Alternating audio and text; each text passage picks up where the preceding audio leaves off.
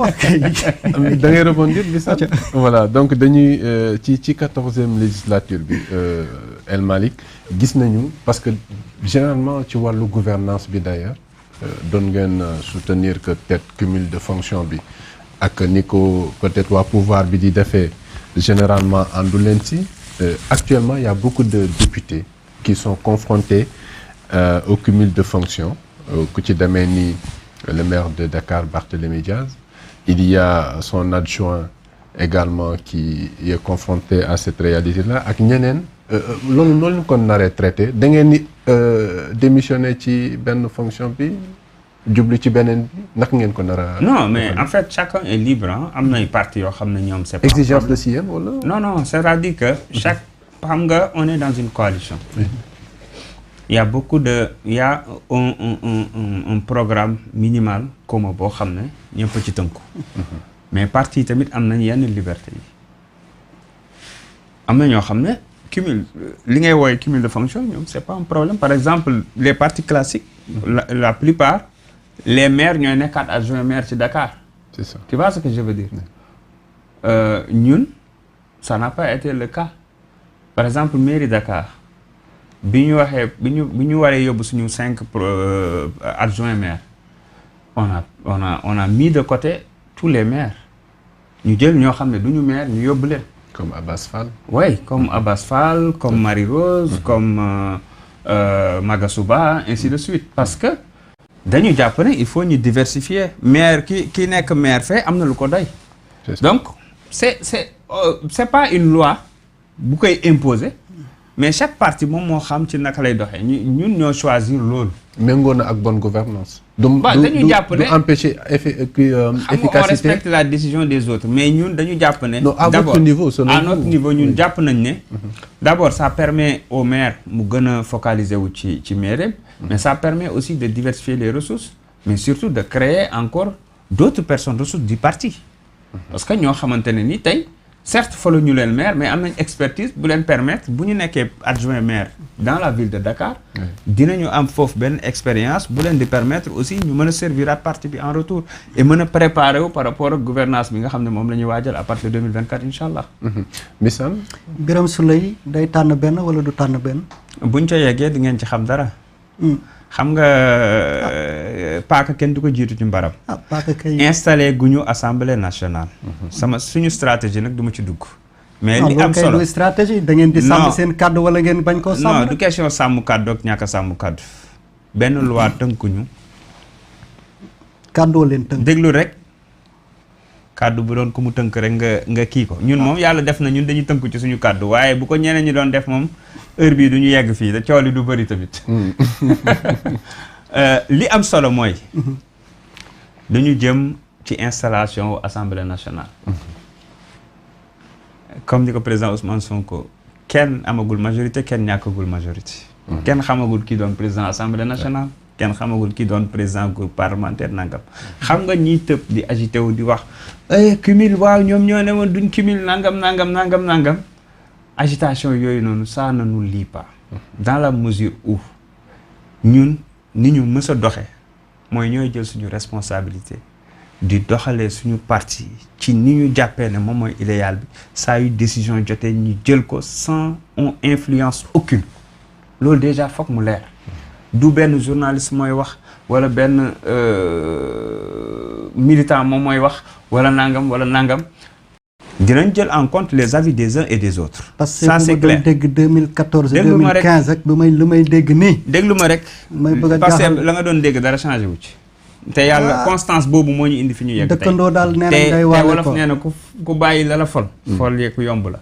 constance moo ñu indi fi ñu yegg tey. te constance boobu ci lañ fas yéenaa tënk. looloo li am solo. toog leen seetaan. D'accord.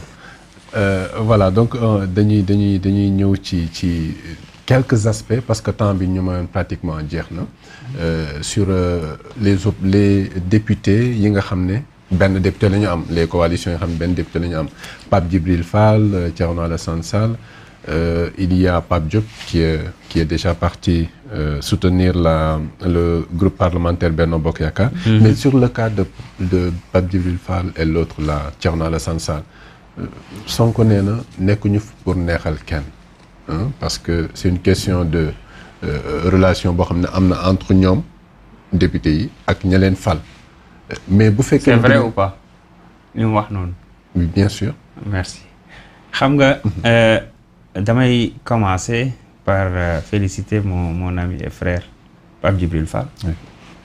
C'est une prouesse et je sais qu'il sera un député de qualité aussi. moom la Sonko defoon en 2017. moom la Sonko defoon en 2017. waaw bon.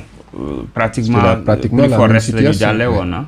plus fort reste mais à la différence que peut-être li ko wuutale woon mooy xëy na période boobu ak période bii. bokkul en termes de ku xool politique ni mu évolué bokkul. mais aussi Pape Djibril yoragul parti yor na mouvement def na prouesse jiitu na ñoo xam ne yor nañ ay parti ak ay parti yu booloo. donc loolu c'est à son honneur. ma koy féliciter encore une fois c'est quelqu'un boo xamante ne nii on garde la ci biir campagne bi rek mu may envoyer message di ma encourager di ma féliciter ainsi de suite donc encore une fois des profils comme ça bonne nouvelle la ci kii bi maanaam lu baax la ci landerneau politique bi il faut nit ñi comme ni ñu koy waxee politisez-vous il faut ñu ñi nga xamante ne nii jàpp nañ ne am na lu ñu mën a amal njariñ askan wi ñoom ñëpp ñu dugg soobu ci mbir yi le plus important mooy ku ci nekk na respecter li moromam di def. Chacun est libre de choisir. Ça se passe comme ça. mais gis nga bi président Idrissa Seck décidé rejoindre Macky Sall. dañu toog réunion président Ousmane Sonko daal ni bu ma sañoon kenn du ci commenter. parce que ku nekk libre nga def sa choix ñun nañu focaliser wu ci li ñu nekk maa ngi koy rappeler bi ci sama page Facebook ak Twitter bi Pape Diop defee sa décision aussi ma ne leen li président Ousmane Sonko waxoon c'est toujours valable nañu focus ci ñun li ñu intéressé te ñoom seen ay décisions ñu bàyyi leen ak tribunal de la conscience et du peuple c'est très simple askan wi mu ngi tranché de fi mu ne nii ana ñi demoon ñëpp ñi yeen woon seen i xottu mairie yóbbul Macky Sall ani ñu ñi yeen woon seen électorat yóbbul Macky Sall ani ñu suñu demee xam nga boo ñëwee am na bëggumay commenter ay par personne et cetera vraiment am na ñoo xam ne moom ni ma koy waxee bëgguma perdre temps ci seen i biir askan wi daal mu ngi juger moom te askan wi li muy def day wone ne même kii nekk président ëllëg benn mbir kese moo mën a tax askan bi wóolu la nga tollanti mooy nga liggéey waaye du ci ay naxaate ay alliance ay xëcc fii xëcc fee loolu dafa am solo moo tax encore une fois bi ñu demee assemblée ñëpp dem ñun ñu am 80 l'intercoalition mu am 3 députés yu am chacun 3 coalitions yu am chacune benn député ñële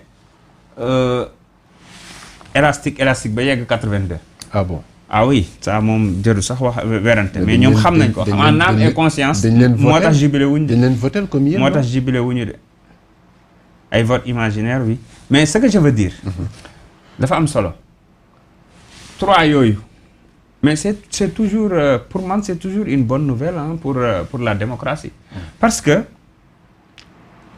ñaar ñi dañu réitérer seen ancrage ci opposition n'est-ce pas waaye ne noonu na li leen ñu nekk am na ci droit dañ koy respecté mais jàpp nañu ne comme ni ko président ay critiques yu métti sax mais loolu xëy na askan wi moom moo mën a choisir critique mais ñun day doo dégg koo xamante ne ni c'est un responsable de Pastef mu génn wax ci critique xam nga lu tax li ñu wax dafa leer ki dem dagaani baatu askan bi ne Macky Sall nangam Macky Sall nangam Macky Sall nangam man dama bëgg su ma demee assemblée nangam laa fay def ñu ñëw ñu voteel ko mu ñëw assemblée ñun ñoo koy wax ni ko par force da ngay respecter li nga waxoon da ngay ñëw ci opposition bi déedéet moo tax président Ousmane Sonko daan ni d'accordul ci ñuy dem di convaincre kenn mu ñëw parce que xam na ne ñooñu lañ doon wax ba ñu voteel le bu fekkente ne lañ doon wax ñor na leen te dëgg la si ñoom dinañ ko respecter donc bu ñu nekkee assemblée nationale suñu indee loi bu baax pour askan wi dinañ ko voter bu ñu indee loi bu baaxul pour askan wi dinañ ko voter quel que soit ci boor bu mu jógee c'est le plus important Missane Bon, pour affaire Pape Djibril Fall ak Thierno Alassane Sall, je pense